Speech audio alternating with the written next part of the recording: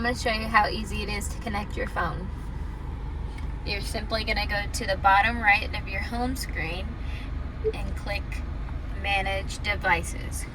You're going to click Add, and on your Bluetooth phone screen, you're going to hit Scan, and you're going to look for the name Forester as it appears down at the bottom. You're going to click it.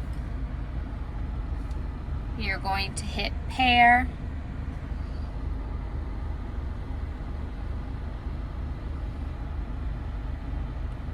and on this screen it's going to say Start Android Auto, and you're going to allow everything on your phone and hit yes to everything.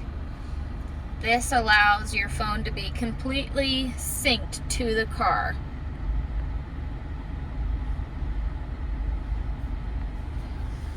And voila, you now have your cell phone connected.